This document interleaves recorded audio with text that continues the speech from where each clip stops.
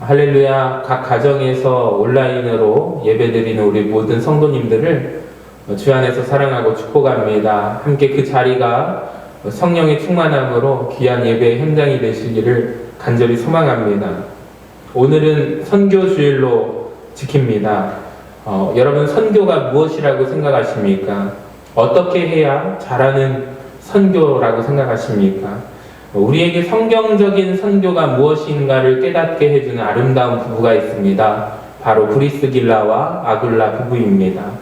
신약 성경에 이들 부부의 이름이 총 6번 나오는데요. 4번은 아내인 브리스길라의 이름이 먼저 나오고 두 번은 남편 이름이 나옵니다. 남성 중심의 고대 사회에서 아주 특별한 경우입니다. 그래서 어떤 성경학자가 말합니다. 만일 성경에 나온 부부를 놓고 인기 투표를 한다면 가장 많은 받을 인기가 있는 부부가 브리스길라와 아굴라 부부다라고 말했습니다. 그만큼 하나님 앞에서 모범적이고 아름다운 부부의 모습입니다.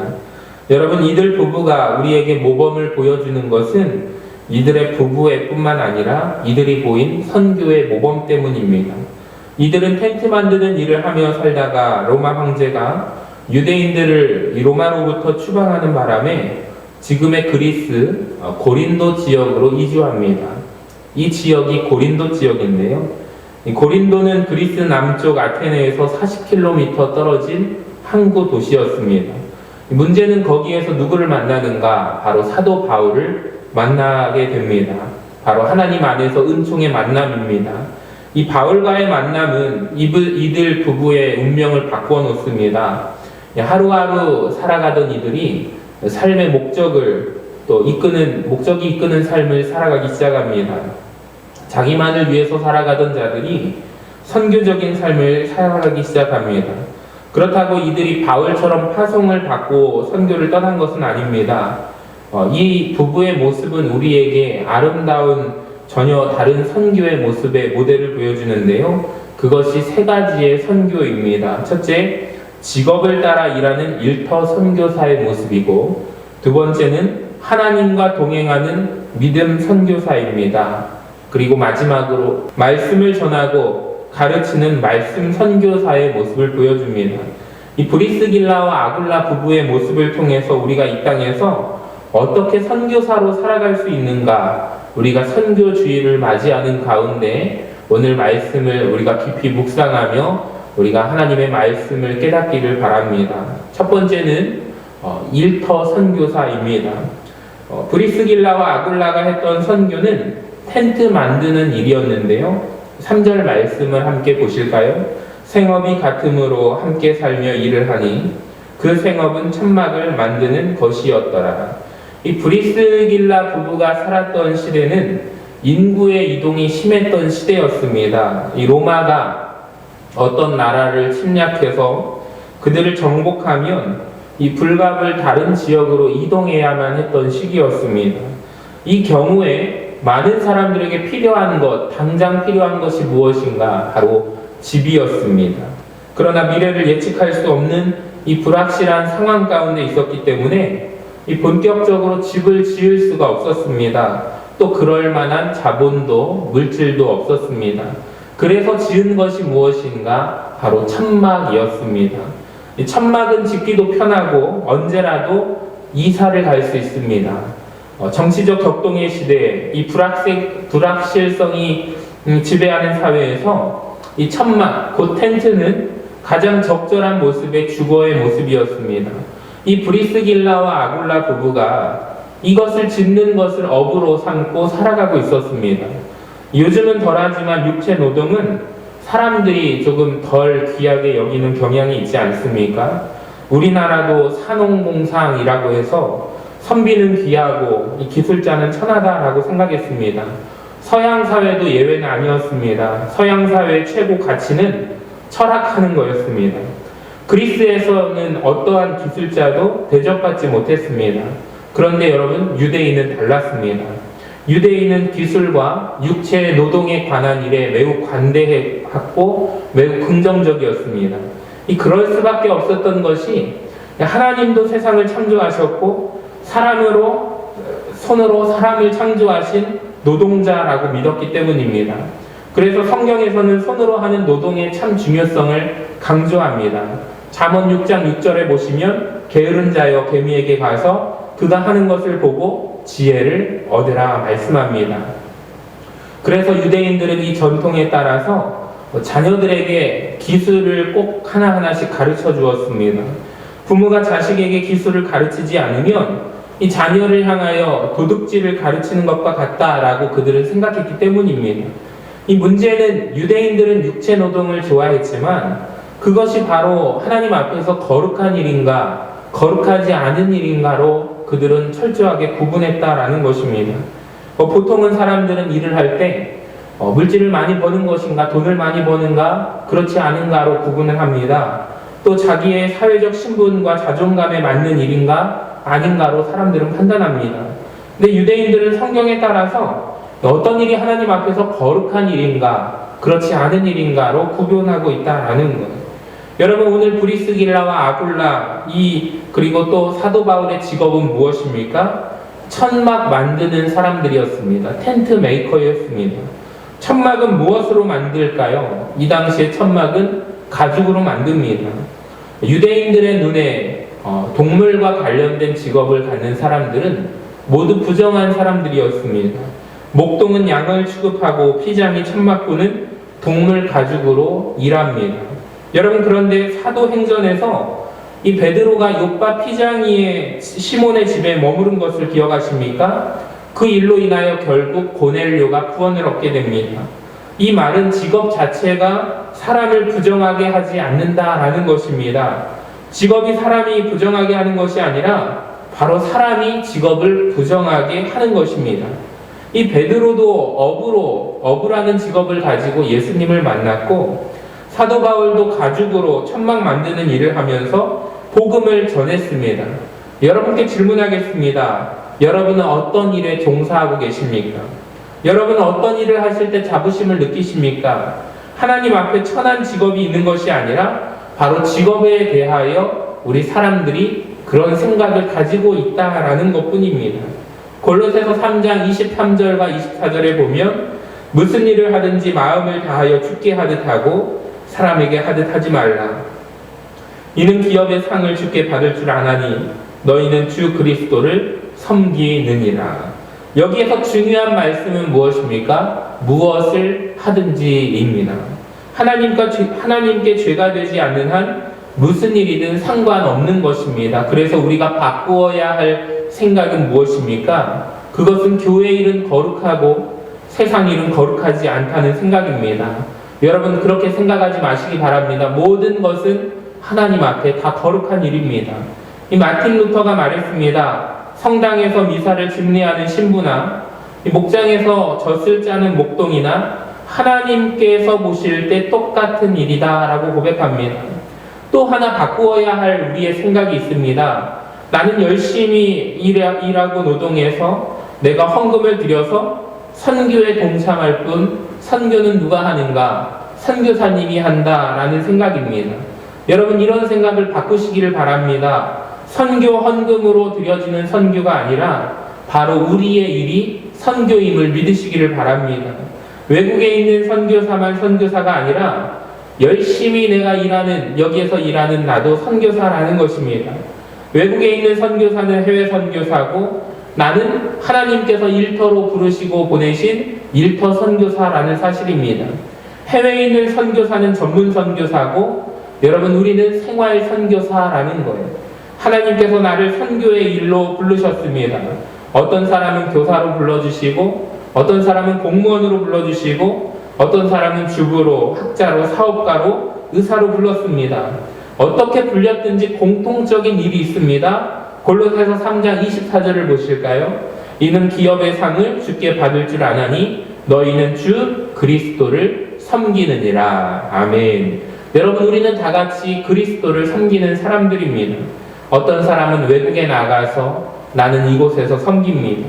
여러분 우리가 어디에 있든지 공간이 선교를 결정하는 것이 아니라 우리가 하는 것이 선교를 결정합니다. 우리가 지금 여기서부터 부름받은 선교사입니다. 우리 모두가 일터 선교사가 되시기를 주님의 이름으로 간절히 축원합니다. 자, 두 번째, 동행입니다. 믿음의 선교사입니다. 브리스길라와 아굴라의 두 번째 선교는 하나님과 함께 동행하는 것이었습니다. 1년 6개월 만에 바울은 고린도 사역을 마치고 떠나게 됩니다. 이때 브리스길라와 아굴라가 어떻게 했는가가 중요합니다. 우리 사도행전 18장 18절을 같이 한번 화면을 보시고 읽어보겠습니다. 바울은 더 여러 날 머물다가 형제들과 작별하고 배 타고 스리아로 떠나갈새 브리스길라와 아굴라도 함께 하더라. 여러분, 자, 여기 보시면 지금 브리스길라와 아굴라가 고린도에서 하는 일이 있습니다. 바로 그들은 천막 만드는 일, 텐트 만드는 일을 하였습니다. 그동안 열심히 했기 때문에 여러분, 열심히 일한 곳에서 그들을 찾는 사람들이 있을 것입니다. 고객이라고 하죠. 많은 사람들에게 인정받았을 것입니다. 물질도 풍족했을 것입니다. 그런데 바울이 같이 함께 만들다가 다음 선교지 사역지로 떠나게 되자 그들은 어떻게 합니까? 그들도 모든 것을 버리고 바울과 함께 따르더라 라는 것입니다. 저는 이 말씀을 생각해 보았습니다. 이것이 과연 쉬운 일인가? 자기의 모든 기득권을 내려놓고 자기의 삶의 터전 생계를 내려놓고 떠난다라는 것이 쉬운 일입니까? 여러분, 왜 이렇게까지 브리스길라와 아굴라 부부가 이 바울과 함께 동행했던 것일까요? 여러분, 그들은 바울과 함께 있음으로 무엇을 배웠는가? 하나님과 함께 동행하는 방법을 그 부부가 배웠다라는 것입니다. 신앙이라는 것은 바로 하나님과 내가 함께 동행하는 것입니다. 하나님과 동행하기 위해서 브리스길라와 아굴라가 했던 좋은 것은 무엇입니까? 바로 그들의 처소 집을 교회로 세웠다라는 사실입니다.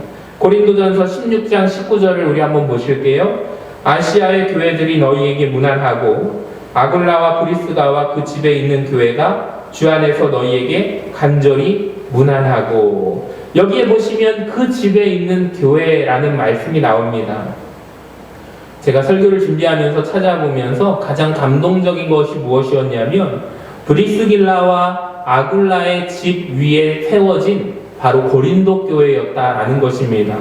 특이한 것은 이 교회 입구에 역대 고린도 교회를 담임했던 담임 목사님들의 이름이 기록되어 있는데 1대는 사도 바울이, 2대가 아볼로였고요, 3대가 실라였고 4대가 소스데네, 이런 순서로 나가서 지금 현재 88대입니다. 그러니까 약 2000년 동안 약 88명의 목회자가 고린도 교회를 섬겼고 고린도 교회를 지켰다라는 것입니다.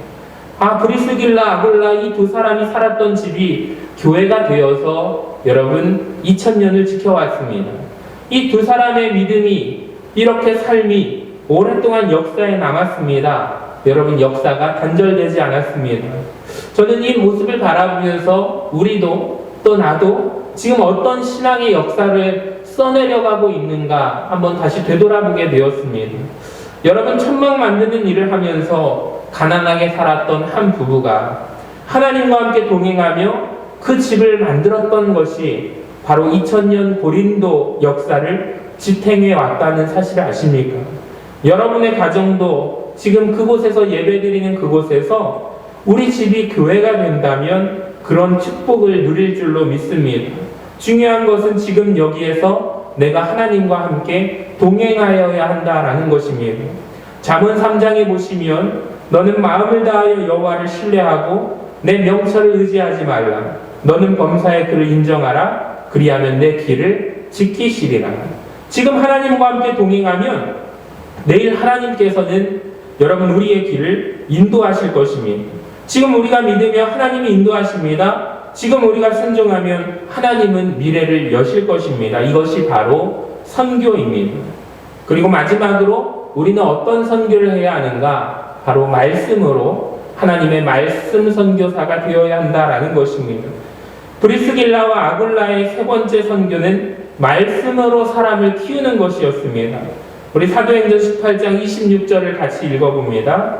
그가 회당에서 담대히 말하기 시작하거늘 브리스길라와 아굴라가 듣고 데려다가 하나님의 도를 더 정확하게 풀어 이르더라. 아멘. 여기 보시면 아볼로가 나옵니다. 여러분, 아볼로가 누구입니까? 이 바울을 이어서 고린도 교회 2대 담임 목사였습니다. 다시 고린도 교회로 한번 가보실까요? 아까 전에 보여드렸던 역대 고린도 교회 담임 목사 명단을 한번 보시기 바랍니다. 1대가 사도 바울이었고, 2대가 아볼로였고, 3대가 실라였고, 4대가 소스데네였습니다. 그러니까 브리스길라와 아굴라는 바울을 이어서 고린도 교회를 2대 담임했던 2대 담임 목사를 그들이 키워낸 것입니다. 브리스길라와 아굴라는 평신도가 아닙니까? 여러분, 이 사람들은 공부를 많이 한 사람들이 아닙니다. 전문적인 목회자도 아니었습니다. 그런데 사도행전 18장 26절을 보시기 바랍니다. 그가 회당에서 담대히 말하기 시작하거늘 브리스길라와 아굴라가 듣고 데려다가 하나님의 도를 더 정확하게 풀어 이르더라. 아멘. 이 아볼로라는 사람은 당대의 그 시대의 지식인이었습니다. 젊은이들 가운데 지성과 영성을 갖춘 차세대 지도자였습니다. 다만 그가 아는 것은 무엇이었는가? 세례 요한의 세례만을 알았을 뿐 그는 예수님에 대해서 잘 몰랐습니다.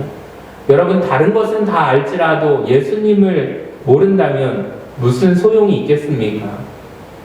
다행히 브리스길라와 아굴라는 아볼로에게는 없는 것이 그들 부부에는 있었습니다.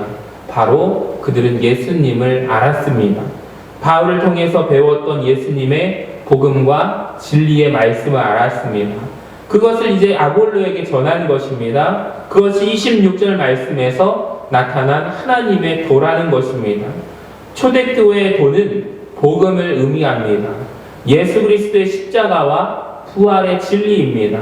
여러분, 그것을 아볼로에게 가르쳤다라는 거예요. 이것이 선교사입니다.